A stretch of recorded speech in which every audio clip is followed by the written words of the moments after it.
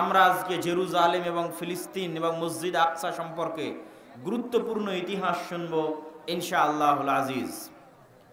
আল্লাহ সুবহানাহু ওয়া তাআলা পবিত্র কোরআন মাজিদে বলছেন, ইন্না আউওয়ালা বাইতুম উযিআ লিন-নাস বিবাক্কা।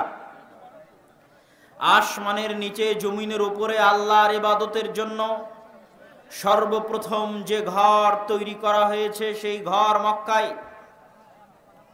রাসূলুল্লাহ সাল্লাল্লাহু আলাইহি ওয়াসাল্লামকে আবু যার আল গিফারি রাদিয়াল্লাহু তাআলা আনহু জিজ্ঞেস করলেন,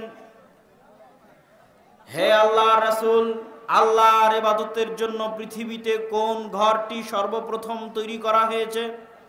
রাসূলুল্লাহ সাল্লাল্লাহু আলাইহি ওয়াসাল্লাম উত্তরে বললেন, মক্কার কাবা। আবু যার গিফারি পুনরায় জিজ্ঞেস করলেন, সুম্মা আইয়ু, অতঃপর কোন ঘর? রাসূলুল্লাহ সাল্লাল্লাহু আলাইহি ওয়াসাল্লাম উত্তরে বললেন, আল মসজিদ আল আকসা। কাবার পরে পৃথিবীতে আসমানের নিচে আল্লাহর ইবাদতের জন্য দ্বিতীয় যে ঘর নির্মিত হয়েছে সেটা মসজিদ আকসা, সেটা বাইতুল মুকাদ্দাস। সাহাবী আল্লাহর নবীকে জিজ্ঞেস করলেন, কাম বাইনাহুমা, আল্লাহর নবী মসজিদ আকসা আর মক্কার কাবার মধ্যে পার্থক্য কত বছরের? রাসূলুল্লাহ সাল্লাল্লাহু আলাইহি ওয়াসাল্লাম উত্তরে বললেন, 40 আম, 40 বছরের ব্যবধান। মক্কার কাবায় কাবা ঘর তৈরি হওয়ার 40 বছর পর ফিলিস্তিনের জেরুজালেমে মসজিদে আকসা তৈরি হয়েছে, বাইতুল মুকাদ্দাস তৈরি হয়েছে। তৈরি ফেরেশতারাও করতে পারে, তৈরি আদম আলাইহিস সালাতু ওয়াস সালামও করতে পারে, তবে দ্বিতীয় তৈরি যেটা নূহের বন্যার পরে, নূহ আলাইহিস সালাতু ওয়াস সালামের মহাপ্লাবনের পরে দ্বিতীয় তৈরি ইব্রাহিম আলাইহিস সালাতু ওয়াস সালাম করেছেন মক্কা, এবং তার সন্তান ইসহাক এবং ইয়াকুব মিলে করেছেন মসজিদে আকসা। ইব্রাহিম এবং ইসমাইল মিলে তৈরি করেছেন কাবা, আর ইসহাক এবং তার সন্তান ইয়াকুব মিলে তৈরি করেছেন আল মসজিদ আল আকসা। মসজিদ আকসার সাথে পৃথিবীর অসংখ্য অগণিত নবীর স্মৃতি জড়িত রয়েছে। সে অসংখ্য অগণিত নবীর স্মৃতির মধ্যে এক নম্বরে আসবে ইব্রাহিম আলাইহিস সালাতু ওয়াস সালাম। ইব্রাহিম আলাইহিস সালাতু ওয়াস সালাম ইরাকের ব্যাবিলন শহর থেকে বিতাড়িত হওয়ার পর, ব্যাবিলন শহরকে আরবিতে বলা হয় বাবেল, বিবাবেল হারুত ওয়া মারুত। হারুত মারুতের যে কিসসা প্রসিদ্ধ আছে বাবেল শহরে, সেটাকেই বলা হয় ব্যাবিলন। ইরাকের ব্যাবিলন নগরী থেকে বিতাড়িত হওয়ার পর ইব্রাহিম আলাইহিস সালাতু ওয়াস সালাম যেখানে আশ্রয় নিয়েছিলেন সেটা জেরুজালেম। আমার নবী মক্কা থেকে বিতাড়িত হওয়ার পর যেখানে আশ্রয় নিয়েছিলেন সেটা মদিনা। এই জন্য মদিনাকে বলা হয় দারুল হিজরা।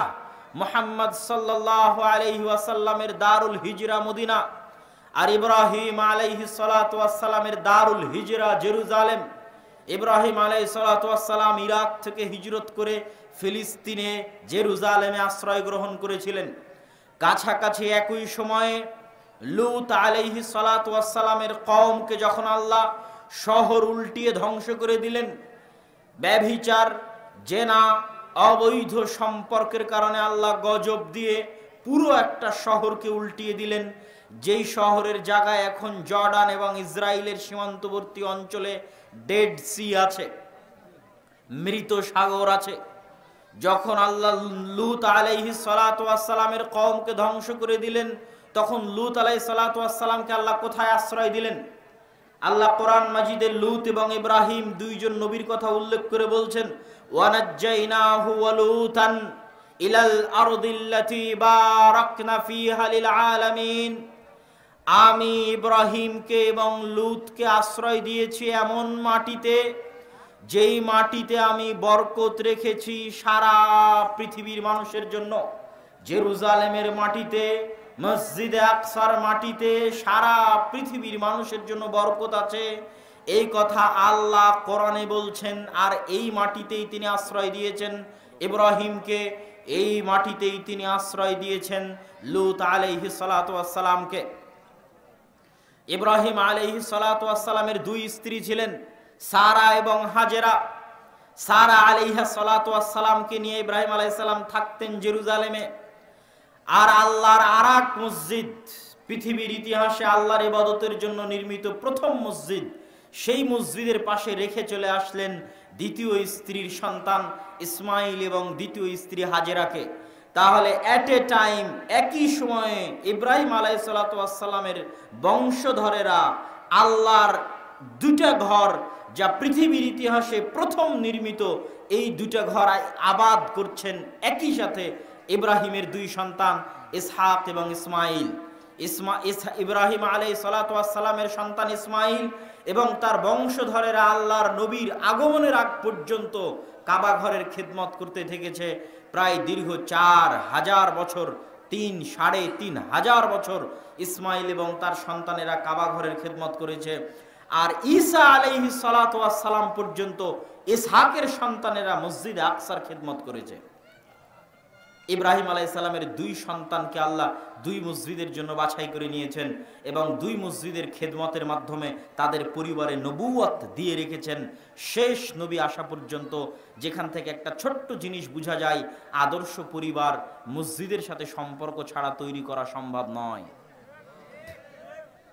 ইব্রাহিমের পরিবার পৃথিবীর সবচেয়ে বড় এবং শ্রেষ্ঠ আদর্শ পরিবার। আপনি বলবেন তাহলে আমার নবী ইব্রাহিমের পরিবার। আমার নবী কার পরিবার? ইব্রাহিম আলাইহিস সালাতু ওয়াস সালামের পরিবার, রক্তে পরিবার, তার বাপ এবং তার দাদা রক্তে। ইব্রাহিমের সন্তান ইসমাইলের বংশধর হচ্ছে মুহাম্মদ সাল্লাল্লাহু আলাইহি সাল্লাম। তাহলে পৃথিবীর শ্রেষ্ঠ আদর্শ পরিবার তৈরি করেছিলেন ইব্রাহিম আলাইহিস সালাতু ওয়াস সালাম, যার পরিবারের মধ্যে আল্লাহ শেষ নবী পর্যন্ত সব নবী পাঠিয়েছেন।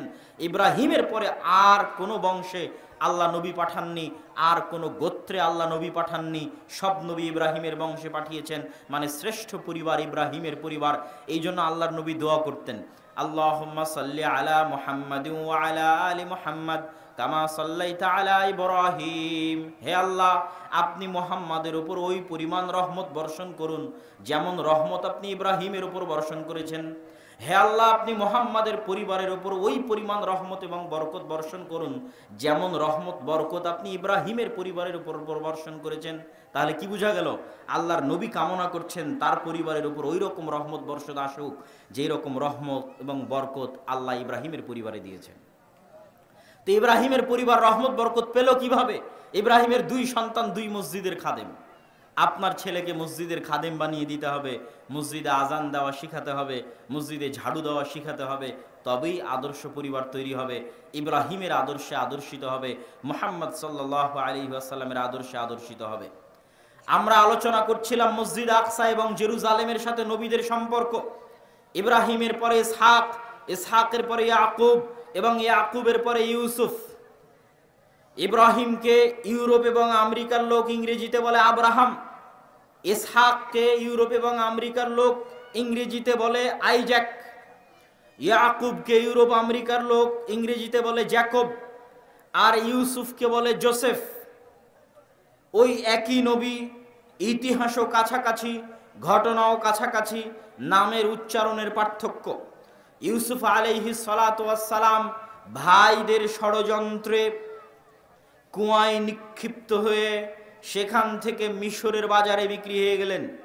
ফিলিস্তিনের সাথে আজ যেমন মিশরের যোগাযোগ ভালো, আজ থেকে 5-6 হাজার বছর আগেও ফিলিস্তিনের সাথে মিশরের যোগাযোগ ভালো ছিল। এই জন্য ইউসুফ আলাইহিস সালাম ফিলিস্তিনের কুয়ায় পড়ে বিক্রি হলেন মিশরের বাজারে। মিশরের বাজারে বিক্রি হয়ে বাদশার বাড়িতে কাজ করে, লম্বা ঘটনা। অর্থমন্ত্রীর দায়িত্ব পাওয়ার পর ভাইদের সাথে পুনরায় যখন সাক্ষাৎ হলো, ভাইয়ের মাধ্যমে বাবা ইয়াকুবকে দাওয়াত দিলেন মিশরে।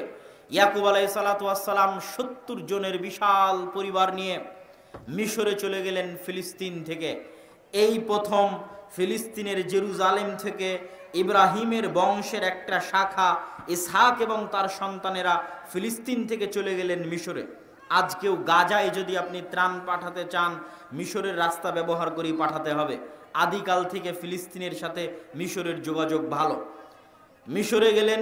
ইউসুফ আলাইহিস সালাতু ওয়াস সালামের পরে 200-250 বছর যাবৎ বানু ইসরায়েলেরা ভালো ছিল।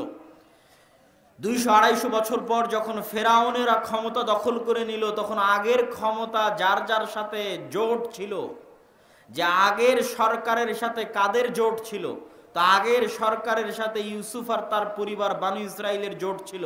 এই জন্য ফেরাউন ক্ষমতায় আসার পর আগের সরকারের সাথে যাদের জোট ছিল তাদেরকে হত্যা করতে লাগলো। তার পিছনে তার স্বপ্নও ছিল যে তার ক্ষমতা হারিয়ে যেতে পারে বানু ইসরাইলদের কাছে।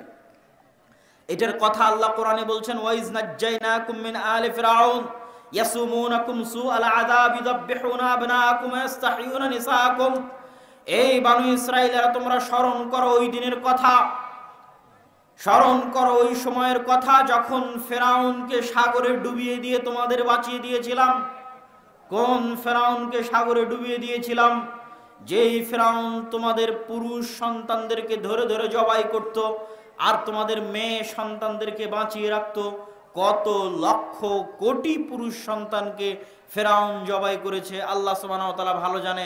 তবে আজকে যারা ফেরাউনের উত্তরসূরি, তারা মুসলমানদের শিশুদেরকে ফিলিস্তিনে তাদের বমের এবং তাদের গুলির নিশানা বানিয়ে ইচ্ছা করে পুরুষ সন্তানদেরকে, শিশু সন্তানদেরকে হত্যা করা হচ্ছে। ঠিক যেভাবে ফেরাউন ইচ্ছা করে পুরুষ সন্তান এবং শিশু সন্তানকে হত্যা করত, আজকেও তাই করা হচ্ছে। একই অবস্থা, একই ঘটনা ইতিহাসের সাথে প্রতি পাতায় পাতায় মিলবে। আমরা জেরুজালেমেরই ঘটনা বলবো, ফিলিস্তিনেরই ঘটনা বলবো, কিন্তু আপনার মনে হবে যেন আজকে সংঘটিত হচ্ছে। সেই কালে সংঘটিত হয়েছিল বানু ইসরাইলের সাথে, আজকে ঘটতেছে বানু ইসমাইলের সাথে। ইসমাইল আলাইহিস সালাতু ওয়াস সালামের বংশে মোহাম্মদ, উম্মতে মোহাম্মদী বানু ইসমাইল সেই কালে সংঘটিত হয়েছিল বানু ইসরাইলের সাথে, আজকে ঘটতেছে বানু ইসমাইল মুসলমানদের সাথে। তারাও তাদের যুগে মুসলমান ছিল। প্রত্যেক নবী নিজ নিজ যুগে যে দিন নিয়ে এসেছেন সেই দিনের নাম ইসলাম, এই জন্য তারাও মুসলমান ছিল, বংশে বানু ইসরাইল। সম্মানিত উপস্থিতি, তো আমরা বলছিলাম ঠিক ওই ভয়ঙ্কর মুহূর্তে 400 বছর পর ইউসুফ আলাইহিস সালাতু ওয়াস সালামের 300 থেকে 400 বছর পর মুসা আলাইহিস সালামের আগমন। মুসা আলাইহিস সালাম আসলেন কোথায়? মিশরে। বানু ইসরাইলের মধ্যে আল্লাহ তাকে কৌশলে ফেরাউনের ঘরে লালন পালন করে ফাইনাল যেই দিন তিনি পালিয়ে যাচ্ছেন, ফেরাউন পিছন থেকে ধাওয়া করতেছে। লোহিত সাগরে আল্লাহ রাস্তা তৈরি করে দিলেন, 12টা রাস্তা। লোহিত সাগরে ফেরাউন ডুবে মারা গেল। মুসা আলাইহিস সালাতু ওয়াস সালাম মিশর থেকে লোহিত সাগর পার হয়ে কোথায় যাচ্ছিলেন? মিশর থেকে লোহিত সাগর পার হয়ে তিনি যাচ্ছিলেন জেরুজালেমে, ফিলিস্তিনে, শামে। কেন যাচ্ছিলেন? তিনি মূলত পালিয়ে যাচ্ছিলেন না, তিনি ফিরে যাচ্ছিলেন। ফিরে যাচ্ছিলেন মানে আজ থেকে 400 বছর আগে তার বাপ দাদা জেরুজালেম ছেড়ে মিশরে এসেছে। তার আদি পিতা ইয়াকুব, তার আদি পিতা ইউসুফ ফিলিস্তিন ছেড়ে, জেরুজালেম ছেড়ে মিশরে এসেছে। তাই আজ তিনি মিশর ছেড়ে দিয়ে জেরুজালেমে ফিরে যাচ্ছেন। কিন্তু জেরুজালেমে যে ফিরে যাবেন, তো জেরুজালেম, ফিলিস্তিন, মসজিদে আকসার আশেপাশে আমালেকা গোত্র, তৎকালীন পৃথিবীর সবচেয়ে শক্তিশালী গোত্রের বসবাস। আমালেকা গোত্র বসবাস করতেছে, তৎকালীন পৃথিবীর সবচেয়ে শক্তিশালী গোত্র। আজকেও যেমন পৃথিবীর যারা সবচেয়ে শক্তিশালী তারা দখল করে রেখেছে, সেই দিনও যারা পৃথিবীর সবচেয়ে শক্তিশালী তারা দখল করে রেখেছিল। এই জন্য মুসা আলাইহিস সালাম ঢুকতে পারছেন না। তো মিশর তো ছেড়ে দিয়েছেন, যাবেন ফিলিস্তিনে, কিন্তু ঢোকা সম্ভব নয়। মাঝখানে কি আছে? মাঝখানে শুধু মরুভূমি আর মরুভূমি। আজকেও মরুভূমি, তার নাম সিনাই মরুভূমি। আজকেও ওই মধ্যের জায়গাটুকু মরুভূমি। লোহিত সাগর পার হওয়ার পর ফিলিস্তিন যেতে মরুভূমি পড়বে, তার নাম সিনাই মরুভূমি। এই মরুভূমিতেই তুর পাহাড় আছে। আর মরুভূমিতে কোনো খাবারের ব্যবস্থা নাই, পানির ব্যবস্থা নাই। তখন আল্লাহ পাথরে বললেন, লাঠি দিয়ে পাথরে আঘাত করো, পাথর থেকে ঝর্ণা বের হলো, পানির ব্যবস্থা হয়ে গেল। তো মরুভূমি তো খাবার ব্যবস্থা নাই, আল্লাহ জান্নাত থেকে খাবার পাঠাতে লাগলেন, মান্না এবং সালোয়া। দৈনিক আসতো জান্নাত থেকে মান্না এবং সালোয়া, মরুভূমিতে খাবারের ব্যবস্থা হয়ে গেল। তাহলে মরুভূমিতে আল্লাহ পানির ব্যবস্থাও করে দিলেন, মরুভূমিতে আল্লাহ মান্না সালোয়া খাবারেরও ব্যবস্থা করে দিলেন। কিন্তু কত বড় নিমক হারাম কওম, না শুকুর কওম, যে 40 দিনের জন্য মাত্র ইবাদতের জন্য তুর পাহাড়ে গেছে মুসা আলাইহিস সালাম। 40 দিনে তারা শিরকে লিপ্ত হয়ে গেছে। 40 দিনে শিরকে লিপ্ত হয়ে গেছে। 40 দিনের ব্যবধানে শিরকে লিপ্ত হয়ে গেছে, অথচ চোখের সামনে ফেরাউনকে ডুবে যেতে দেখেছে, চোখের সামনে পাথর ফেটে ঝর্ণা বের হচ্ছে, চোখের সামনে প্রতিদিন জান্নাত থেকে খাবার আসতেছে, এত নিয়ামত দেখার পরেও 40 দিনের ব্যবধানে শিরক করে ফেলেছে। মুসা আলাইহিস সালাতু ওয়াস সালামের উপর আল্লাহ আদেশ জারি করলেন কিতাল এবং জিহাদ ফরজ হওয়ার, যে আমালেকা গোত্রের বিরুদ্ধে জিহাদ করে যুদ্ধ করে জেরুজালেম বিজয় করতে হবে। মুসা আলাইহিস সালাতু ওয়াস সালাম আল্লাহর পক্ষ থেকে আদেশ পেয়ে বনু ইসরাইলকে বললেন, ইয়া কওমি দুখুলুল আরদাল মুকাদ্দাসা আল্লাতী কাতাবাল্লাহু লাকুম, হে আমার কওম, তোমরা এই পবিত্র শহরের উদ্দেশ্যে রওনা করো। এই পবিত্র শহর আল্লাহ তোমাদের জন্য দিয়েছেন, এই পবিত্র শহর যুদ্ধ করে বিজয় করতে হবে। তখন বনু ইসরাইলেরা উত্তরে বলল, ইন্না ফিহা কওমান জাব্বারিন। মুসা আলাইহিস সালাতু ওয়াস সালাম, আপনি বলেন কি? এখানে তো পৃথিবীর সবচেয়ে শক্তিশালী জাতির বসবাস। আজকে যেমন পৃথিবীর সবচেয়ে শক্তিশালী জাতির বসবাস, কালকেও পৃথিবীর সবচেয়ে শক্তিশালী জাতির বসবাস ছিল। আমরা কেমনে এখানে প্রবেশ করব? ইযহাব আনতা ওয়া রাব্বুকা ফাকাতিলা। মুসা আলাইহিস সালাতু ওয়াস সালাম, আপনি এবং আপনার আল্লাহ, আপনি এবং আপনার প্রতিপালক মিলে গিয়ে যুদ্ধ করেন। আপনি আর আল্লাহ মিলে যেই দিন যুদ্ধ শেষ হবে সেই দিন আমাদের ডাকিয়েন। নাউজুবিল্লাহি মিন যালিক। অথচ এই কওম কয়দিন আগে দেখলো ফেরাউন ডুবে গেল, কয়দিন আগে দেখলো পাথর ফেটে ঝর্ণা বের হচ্ছে, কয়দিন আগে দেখলো আসমান থেকে খাবার আসতেছে, এখনো আসতেছে, অথচ তারা মুখের উপর বলে দিল আপনি আর আপনার আল্লাহ গিয়ে যুদ্ধ করেন। মুসা আলাইহিস সালাতু ওয়াস সালাম হতাশা প্রকাশ করলেন। আল্লাহর পক্ষ থেকে আযাব আসলো, গজব আসলো 40 বছর। ইয়াতিহুনা ফিল আরজ ইন্নাহা মুহাররামাতুন আলাইকুম, তোমাদের জন্য 40 বছর এই সিনাই মরুভূমিতে পাগলের মতো ঘুরতে থাকবে, এটা তোমাদের জন্য আযাব। 40 বছর পাগলের মতো ঘুরতে থাকতে থাকতে একটা সময় মুসা আলাইহিস সালাতু ওয়াস সালাম মারা গেলেন। মুসা আলাইহিস সালাতু ওয়াস সালাম যখন মারা যাচ্ছেন তখন অন্তরে এই ব্যথা নিয়ে মারা যাচ্ছেন যে তিনি জেরুজালেম, মসজিদে আকসা বিজয় করতে পারেননি। এটা আমাদের মূল পয়েন্ট, যে নবীদের জীবনের সাথে মসজিদে আকসার কি সম্পর্ক। এই কষ্টে মুসা আলাইহিস সালাম মারা যাওয়ার সময় দোয়া করছেন যে ফাসাআলা মুসা, মুসা আলাইহিস সালাতু ওয়াস সালাম আল্লাহর নিকটে দোয়া করলেন আইয়ুদনিয়াহু মিনাল আরজিল মুকাদ্দাসাতি বিরমিয়াতি হাজারিন, যে হে আল্লাহ, আমি তো আমার কওমের নাফরমানির কারণে, না শুকরির কারণে জেরুজালেম বিজয় করতে পারলাম না। আমার মৃত্যুটা মসজিদে আকসার এত কাছে দেন, এত নিকটে দেন, যেন মসজিদে আকসা থেকে একটা ঢিল মারলে আমার কবরে এসে পড়ে। হাদিস বুখারী।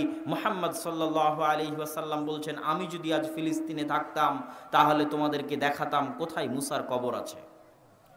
তাহলে মসজিদে আকসার নিকটে মারা যাওয়ার দোয়া করে মুসা আলাইহিস সালাতু ওয়াস সালাম দুনিয়া থেকে বিদায় নিয়েছেন। এইটা হলো মসজিদে আকসার সাথে নবীদের সম্পর্ক। সম্মানিত উপস্থিতি, প্রত্যেক মুসলমান পরিবার, প্রত্যেক মুসলমান সন্তানের অন্তরে মসজিদে আকসার প্রতি ভালোবাসা থাকতে হবে এবং এই কষ্ট থাকতে হবে যে আমরা মসজিদে আকসায় যেতে পারি না, আমরা মসজিদে আকসা জিয়ারত করতে পারি না, মসজিদে আকসায় 2 রাকাত সালাত আমরা আদায় করতে পারি না। এই কষ্ট অন্তরে অনুভব করতে হবে। প্রত্যেক যারা মক্কা এবং মদিনায় হজ এবং উমরা করতে যায় তাদের মনে রাখতে হবে এই পৃথিবীতে আল্লাহর আরও একটি পবিত্র ঘর আছে, যা আমাদের নবীও সেই পবিত্র ঘরের সাথে সম্পৃক্ত, যা আমরা ধারাবাহিক ইতিহাসে বলবো। সেই পবিত্র ঘরে আমরা যেতে পারি না, যাওয়া হয় না। 70 বছর থেকে 80 বছর থেকে ওই পবিত্র ঘরে যাওয়ার রাস্তা মুসলমানদের জন্য, বিশ্বের মুসলমানদের জন্য বন্ধ হয়ে আছে। মুসা আলাইহিস সালামের অন্তরে যেমন কষ্ট ছিল, প্রত্যেক মুমিনের অন্তরে এরকম কষ্ট থাকতে হবে। সালাহুদ্দিন আইয়ুবী এই কষ্টে শপথ করেছিলেন, এই কষ্টেই শপথ করেছিলেন যে আমি হজ ওই দিন করব, আল্লাহর বাইতুল্লাহ ওই দিন দেখতে যাব যেই দিন আল্লাহর পৃথিবীতে আর একটা যে তৃতীয় ঘর আছে, ওই তৃতীয় ঘর যেই দিন উদ্ধার করতে পারবো সেই দিন। এবং মসজিদ আকসা বিজয়ের আগে সালাহুদ্দিন আইয়ুবী হজ করেননি, আল্লাহর ঘর দেখতে যাননি। কেননা পৃথিবীতে তখন আরও আল্লাহর তো মোট 3টে পবিত্র ঘর, তো পৃথিবীর আরও একটা পবিত্র ঘর তো বিধর্মীদের দখলে, কাফেরদের দখলে। তো কেমনে কাফেরদের দখলে রেখে তিনি আল্লাহর আর একটা ঘর জিয়ারতে যেতে পারেন?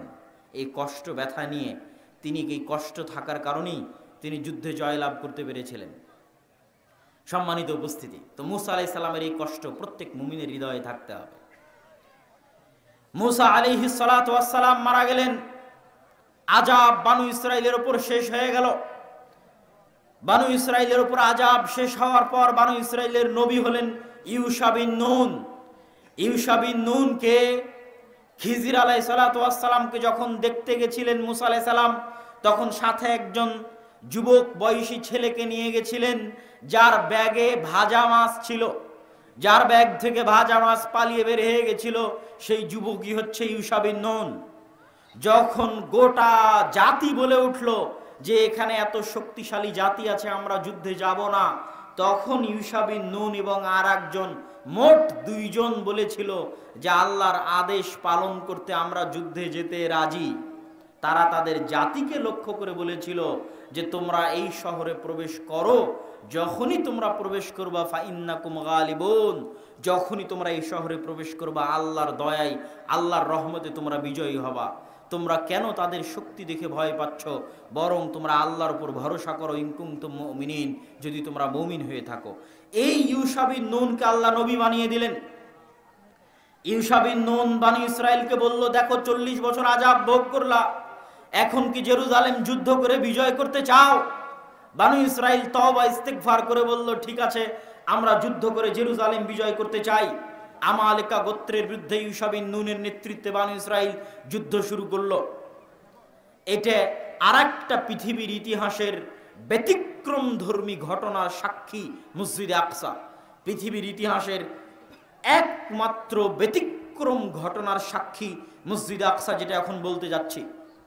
ইউশা বিন নুন বানু ইসরাইলদের নিয়ে যুদ্ধ করছেন। যুদ্ধ যখন জয় জয়, তখন শুক্রবার বিকেল। শুক্রবারের দিন দোয়া কবুল হয়। কোন সময়ে কবুল হয়? মুহাদ্দিসগণ বলেছেন আসর পর। কেন? তার কারণ এটা, আসর পর একজন নবীর দোয়া কবুল হয়েছিল শুক্রবারের দিন, তিনি হচ্ছেন ইউশা বিন নুন। ইউশা বিন নুনের দিনে শনিবারে যুদ্ধ নিষিদ্ধ, আর শুক্রবার সূর্য ডুবলেই শনিবার শুরু হবে।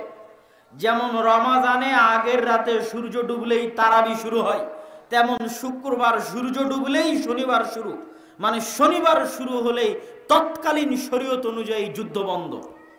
তাহলে আবার রবিবারে যুদ্ধ শুরু করতে করতে যে আর জয় হবে তার তো কোনো গ্যারেন্টি নাই। এখন যে গতি আছে, এই গতিতে যুদ্ধ চালিয়ে গেলে জয় হওয়া সম্ভব। ইউশা বিন নুন পড়ে গেলেন বিপদে। একদিকে সামনে শরীয়তের নিষেধাজ্ঞা যে সূর্য ডুবলে যুদ্ধ বন্ধ করো, আর একদিকে দেখতে পাচ্ছেন যে যুদ্ধে আমরা জিতছি, আর 1 ঘন্টা যুদ্ধ চালালেই আমরা যুদ্ধে জিতবো, আর যুদ্ধে জিতবো, কি করবেন? এরকম এক ভয়ঙ্কর পরিবেশে তিনি আল্লাহর কাছে দোয়া করলেন। আল্লাহর কাছে দোয়া করতে গিয়ে ইউশা বিন নুন সূর্যকে লক্ষ্য করে বললেন, ইন্নাকা মা'মুরা, এই সূর্য তুমি আল্লাহর আদেশে আদিষ্ট। ওয়া আনা মা'মুরুন, আর আমি ইউশা বিন নুন আল্লাহর আদেশে আদিষ্ট। আল্লাহুম্মা বাসহা আলাইনা, হে আল্লাহ আপনি এই সূর্যকে থামিয়ে দিন, যেন আমরা জেরুজালেম বিজয় সম্পূর্ণ করতে পারি, মসজিদে আকসা বিজয় সম্পূর্ণ করতে পারি। তাই আপনি আজকে সূর্যকে থামিয়ে দিন। আমার নবী মুহাম্মদ সাল্লাল্লাহু আলাইহি ওয়াসাল্লাম বলেন, ইন্নাশ শামসা লাম তুহবাস লিআইয়ি বাশারিন, আসমান এবং জমিন সৃষ্টি করার পরে পৃথিবীতে কোনোদিন আল্লাহ সূর্যকে দুনিয়ার কোনো মানুষের জন্য থামিয়ে দেননি। একমাত্র ইউশা বিন নুনের জন্য আল্লাহ সূর্যকে থামিয়ে দিয়েছিলেন, যাতে তারা মসজিদে আকসা বিজয় করতে পারে। বলেন আল্লাহু আকবার।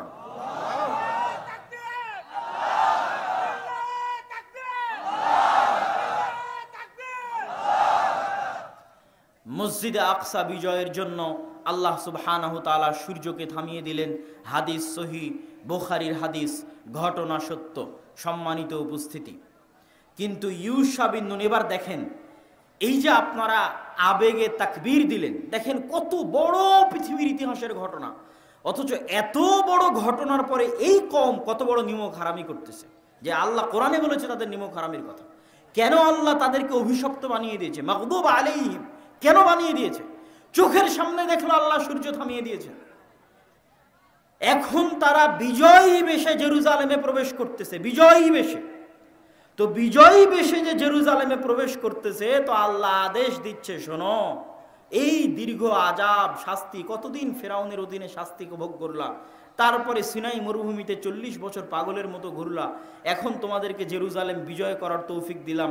যখন জেরুজালেমে প্রবেশ করবা, মাথা নিচু করে সুজ্জাদান, মাথা নত করে সিজদাবনত অবস্থায় জেরুজালেমে প্রবেশ করবা, আর মুখে বলতে থাকবা হিত্তাতুন হিত্তাতুন হিত্তাতুন। হিব্রু ভাষায় আমরা আরবিতে যেমন বলি আস্তাগফিরুল্লাহ আস্তাগফিরুল্লাহ আস্তাগফিরুল্লাহ, তো হিব্রু ভাষায় আস্তাগফিরুল্লাহ হচ্ছে হিত্তাতুন হিত্তাতুন হিত্তাতুন, মানে মাথা নিচু করে সিজদা অবস্থায় জেরুজালেমে প্রবেশ করবা আর মুখে বলতে থাকবা আস্তাগফিরুল্লাহ আস্তাগফিরুল্লাহ আস্তাগফিরুল্লাহ। কত বড় নিমক হারাম কওম!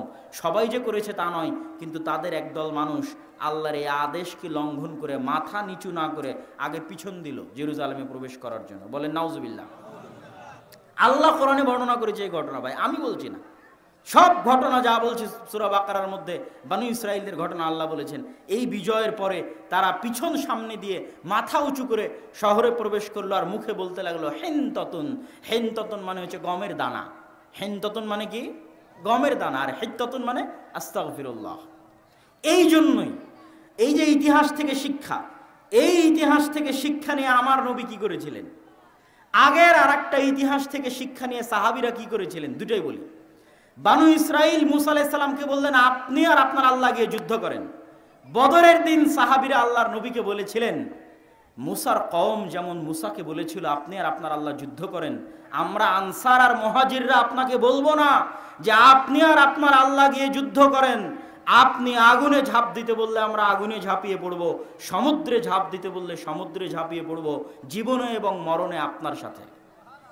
আল্লাহর নবীর সাহাবীরা আল্লাহর নবীকে বলেছিলেন ওই ঘটনা থেকে শিখে।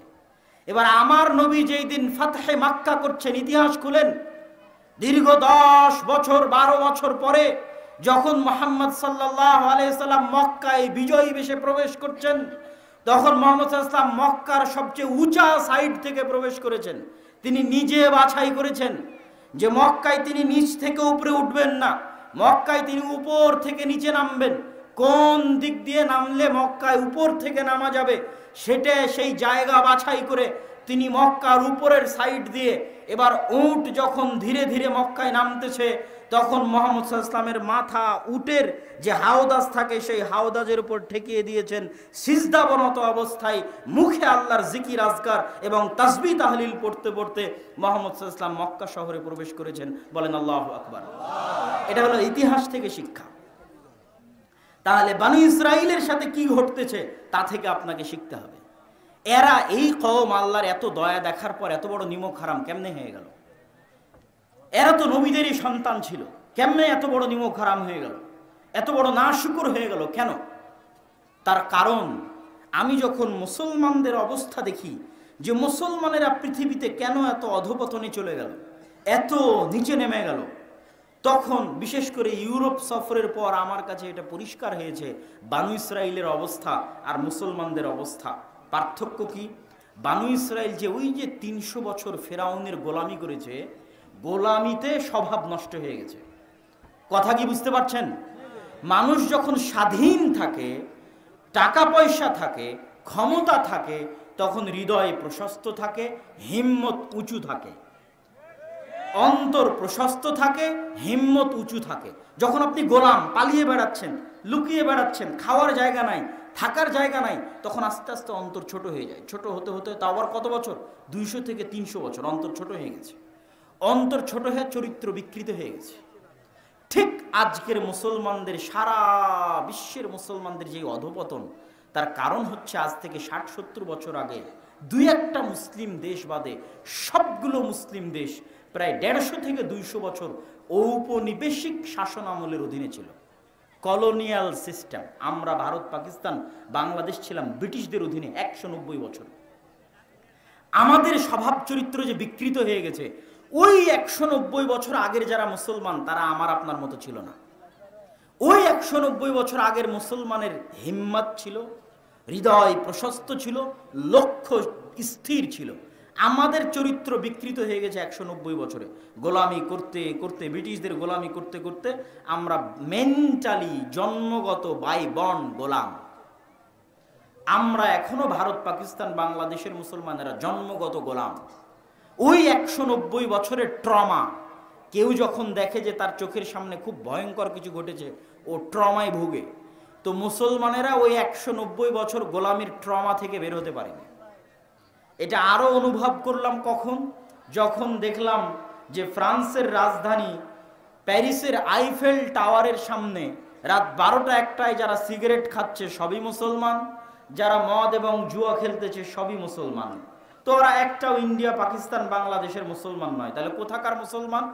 ওই ফ্রান্স যেই দেশ শাসন করত ঔপনিবেশিক শাসন আমলে, ওই দেশের মুসলমান। আলজেরিয়া, মরক্কো, নাইজেরিয়া তথা আফ্রিকান কান্ট্রি ফ্রান্স শাসন করত। ফ্রান্স, ইতালি, স্পেন এরা আফ্রিকান কান্ট্রিগুলোকে ভাগ করে নিয়েছিল। তো ওদের চরিত্র এদের শাসনে বিকৃত হয়ে গেছে। এদের অধীনে ওরা 190-200 বছর থেকেছে, এখন ওই ট্রমা থেকে ওরা বের হতে পারেনি, কেন? গোলাম। আমরা 190 বছর গোলাম ছিলাম, এখনো আমরা ওই ট্রমা থেকে বের হতে পারিনি, আমাদের চরিত্র এই জন্য বিকৃত। তো ওরা 300 বছর গোলাম ছিল ফেরাউনের, এই জন্য সকাল সন্ধ্যা নিমক হারামি করতেছে, ছোট লোকের মতো কথা বলতেছে নবীর সাথে, আর আল্লাহ সুবহানাহু ওয়া তাআলার সাথে আমাদের অবস্থাও আজ অনুরূপী। সম্মানিত উপস্থিতি, এবার আমরা দেখব দ্বিতীয়বার জেরুজালেম বিজয়ের ঘটনা আর এক নবীর হাতে, তার নাম দাউদ। দাউদ আলাইহিস সালাতু ওয়াস সালামের নাম শুনেছেন? দাউদ আলাইহিস সালাতু ওয়াস সালামের হাতে জেরুজালেম বিজয়ের ঘটনা আল্লাহ কয়েক পৃষ্ঠা যাবত সূরা বাকারার মধ্যে বর্ণনা করেছেন।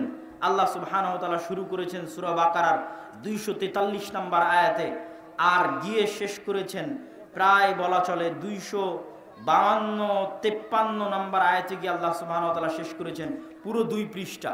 দাউদ আলাইহিস সালামের জেরুজালেম বিজয়ের ঘটনা আল্লাহ বলেছে। শুরু কিভাবে? এই যে ইউশা বিন নুনের হাতে জেরুজালেম বিজয় হলো, তারপরেও যে তারা আল্লাহর আদেশ অমান্য করলো, এইভাবে আল্লাহর আদেশ তারা অমান্য করতে থেকেছে। তখন আল্লাহ তাদের উপর আযাব দিয়েছে, আযাবে তারা জেরুজালেম থেকে বিতাড়িত হয়ে গেছে। আযাবে তারা জেরুজালেম থেকে বিতাড়িত হয়ে গেছে। দেখেন, আজকে আপনাদের বলতে এবং ভাবতে কষ্ট লাগলেও আমরা মুসলমানেরা আযাবের মধ্যে আছি। কিসের মধ্যে আছি? আযাবের মধ্যে আছি। আমাদের চরিত্রের কারণে, আমাদের অভ্যাসের কারণে। মসজিদে আকসা আমাদের হাতে নাই, বাহ্যিক কারণ যেটাই হোক, অভ্যন্তরীণ কারণ হচ্ছে আমাদের আমল, উম্মতে মুহাম্মাদির আমল। বিমা কাসাবাত আইদিনা, আমাদের আমলে আমরা মসজিদে আকসা হারিয়েছি। আমাদের তাকওয়া, পরহেজগারিতার অভাব এবং গুনাহের কারণে আমরা মসজিদে আকসা হারিয়ে দিয়েছি। তো ওদের উপর আল্লাহ আযাব পাঠালেন, জেরুজালেম থেকে বিতাড়িত করে দিলেন, ঘর বাড়ি ছাড়া হয়ে গেল। আজ আমাদের মুসলমান ভাইয়েরা ঘর বাড়ি ছাড়া আছে, মিলবে, একদম হুবহু মিলবে। ওই ঘর বাড়ি ছাড়ার কথা এটার মধ্যেও পাবেন। এই জেরুজালেমের কথাই বলবে যে কেমনে তারা ঘর বাড়ি ছাড়া হয়েছে। ঘর বাড়ি ছাড়া অবস্থায় জীবনযাপন কাটাতে কাটাতে ক্লান্ত হয়ে গেছে। তৎকালীন নবী শামুয়েলকে গিয়ে বলছে, আপনি আল্লাহর কাছে দোয়া করেন না, আল্লাহ আমাদের জন্য একজন শক্তিশালী বাদশাহ পাঠাক, যেন আবার আমরা জেরুজালেম বিজয় করতে পারি। আল্লাহ কিন্তু আমাদেরও শিখিয়ে দিয়েছে যে তোমরা দোয়া করবা সুলতানান নাসিরা, যেন আল্লাহ তোমাদের জন্য একজন শক্তিশালী বাদশাহ পাঠায়। হে আল্লাহ, আপনি আমাদের উম্মতে মুহাম্মাদিকে, ফিলিস্তিনকে, জেরুজালেমকে, গাজার মুসলমানদেরকে উদ্ধার করার জন্য শক্তিশালী শাসক পাঠান। বলেন আল্লাহুম্মা আমিন। এই দোয়া তারাও করেছে নবীর কাছে গিয়ে। আল্লাহ বলছে, আলাম তারা ইলাল মালাই মিন বানি ইসরাঈল মিন বা'দি মূসা ইয ক্বালু লিনাবিয়্যিন লাহুম বা'আস লানা মালিকান নুকাতিল ফি সাবিলিল্লাহ। হে নবী, আপনি একটু আল্লাহর সাথে কথা বলেন, আল্লাহর কাছে দোয়া করেন, আল্লাহ আমাদের জন্য একজন বাদশা দিক, ওই বাদশার পিছনে আমরা যুদ্ধ করব। তো নবী জানতেন এই বানু ইসরাইলের স্বভাব, যে এরা কত বড় নিমক হারাম, এটা তিনি জানতেন। তো তিনি নবী উত্তরে কি বলছেন? হাল আসাইতুম ইন কুতিবা আলাইকুমুল কিতালু আল্লা তুকাতিলু। আরে আমি আল্লাহর কাছে দোয়া করে যদি একজন রাজা নেই, তারপরে তোমরা যে যুদ্ধ করবার গ্যারেন্টি কি? তোমরাই তো তারা যারা মুসা আলাইহিস সালামের সাথে যুদ্ধ করনি, তো তোমরা যে মুখ ফিরিয়ে নিবে এর কোনো গ্যারেন্টি আছে? তখন তারা উত্তরে বলছে, ওয়ামা লানা আল্লা নুকাতিলা ফি সাবিলিল্লাহ ওয়া ক্বাদ উখরিজনা মিন দিয়ারিনা ওয়া আবনাইনা। এই যে বাড়ি থেকে তাড়িয়ে দেওয়া, আরে আমরা কেন যুদ্ধ করব না? আমরা তো আমাদের বাড়িঘর ছাড়া হয়ে গেছি। আজকের মুসলমানেরা বাড়িঘর ছাড়া আছে না নাই ভাই? আজকের জেরুজালেমের ফিলিস্তিনের মুসলমানেরা বাড়িঘর ছাড়া, ওই যুগের মুসলমানেরা বাড়িঘর ছাড়া হয়ে গেছে আল্লাহর আযাবে। আমাদের বাহ্যিক যে কারণই থাক, অভ্যন্তরীণ কারণ হচ্ছে আল্লাহর আযাব। তো আমরা তো আমাদের বাড়িঘর ছাড়া হয়ে গেছে, আমরা কেন যুদ্ধ করব না? অবশ্যই করব। আপনি আল্লাহর কাছে দোয়া করেন। ফালাম্মা কুতিবা আলাইহিমুল কিতালু তাওয়াল্লাউ ইল্লা কালিলাম মিনহুম, কিন্তু সত্যি সত্যি যখন আল্লাহ বাদশা পাঠিয়ে দিলেন, তখন যুদ্ধ আর তেমন বেশি মানুষ করতে পারল না। হাজার হাজার মানুষ থেকে মাত্র 313 জন যুদ্ধ করতে পেরেছিল, মাত্র। বাকি সব পরীক্ষায় ফেল করেছে। কিভাবে আল্লাহ তাদের পরীক্ষা করেছিলেন সেটাও বলছেন। কাদ বা'আসা লাকুম তালুতা মালিকা, তখন নবী বলে দিলেন আল্লাহ তোমাদের জন্য রাজা করে দিয়েছেন তালুতকে। ওরা বলছে, আরে তালুত রাজা হলো মানে? আমরা এত বড় বড় সমাজের সব বড় বড় নেতা, আমরা থাকতে তালুত রাজা হবে? আল্লাহ কোরআন মাজিদে বলছেন তালুত তোমাদের চেয়ে জ্ঞানে এবং শক্তি সামর্থ্যে বড়, এই জন্য তাকে আমি রাজা বানিয়েছি, তোমরা তার আনুগত্য করো। ঠিক আছে, তালুতের আনুগত্য করে এবার যুদ্ধের মাঠে অবতীর্ণ হবেন। যুদ্ধের মাঠে অবতীর্ণ হলে তাবুত ফিরে পাওয়া যাবে। তাবুত কি? তাবুত হচ্ছে মুসা আলাইহিস সালামের লাঠি, তাবুত হচ্ছে মুসা আলাইহিস সালামের পাথর, যেই পাথর ফেটে ঝর্ণা বের হয়েছিল।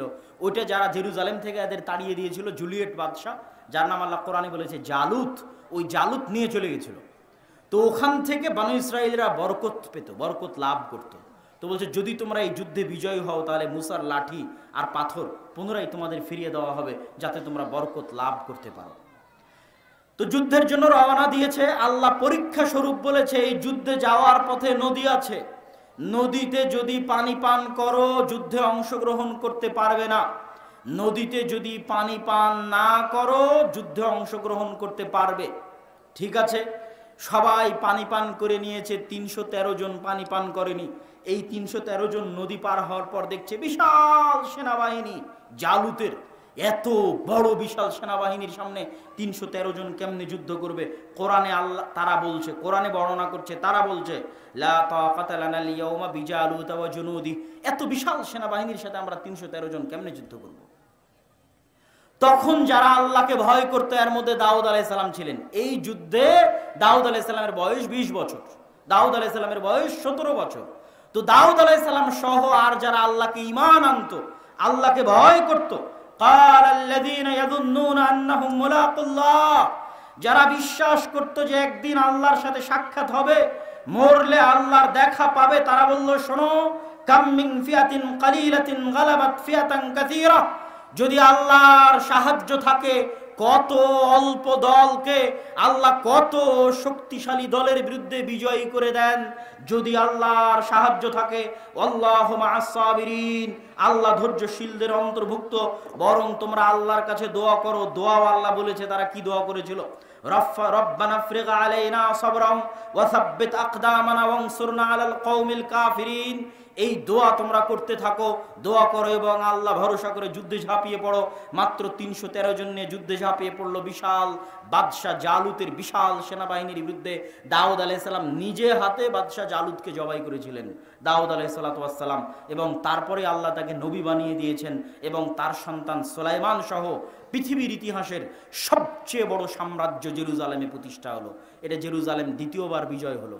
প্রথমবার বিজয় করলেন ইউশা বিন নুন, দ্বিতীয়বার বিজয় করলেন তালুত। কিন্তু বাহিনীর মধ্যে ছিল দাউদ আলাইহিস সালাম, যিনি নিজে বাদশাহ জালুতকে হত্যা করেছেন এবং তিনি জেরুজালেমে বিশাল সাম্রাজ্য প্রতিষ্ঠা করলেন।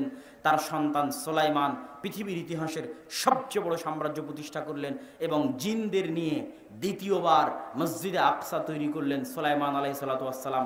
তাহলে এবার দেখেন, এতক্ষণ যত ইতিহাস বলতেছি, যত নবীর নাম বলে আসলাম, সব মসজিদে আকসার সাথে, সব ফিলিস্তিনের সাথে।